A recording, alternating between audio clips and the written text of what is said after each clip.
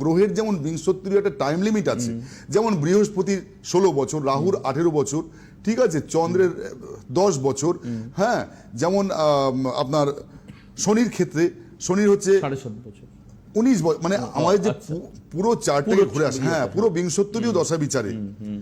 শুক্রের যেমন 20 বছর, হ্যাঁ, মঙ্গলের যেমন 7 বছর, এই যে এগুলো বিংশতিরীয় দশা বিচারের, অর্থাৎ এটা হচ্ছে মূল মহাদশা, প্রত্যেকটা গ্রহের একটা মূল মহাদশা থাকে। এই মহাদশাগুলোর মাঝখানে আবার কি থাকে, অন্তর্দশা।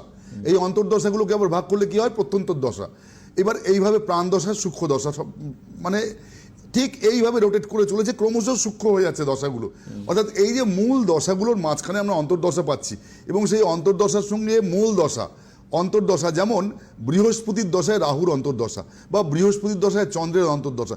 এই বৃহস্পতির দশায় রাহুর অন্তর্দশা কেমন যাবে, বৃহস্পতির দশায় চন্দ্রের অন্তর্দশা কেমন যাবে, এখন দেখা যাচ্ছে কারোর চার্টের মধ্যে, জ্যোতিষ চার্টের মধ্যে জীবযোগ ঘটে আছে, তাহলে শুভযোগ, তাহলে শুভযোগটা কখন ক্লিক করবে, কখন শুভযোগটার প্রভাব আমরা পাবো, ঠিক সেই দশায়, সেই হোরা যখন ডাইরেক্ট ট্রানজিশনে ডাইরেক্ট দৃষ্টিপাত করবে, ঠিক সেই সময় আমরা পাবো।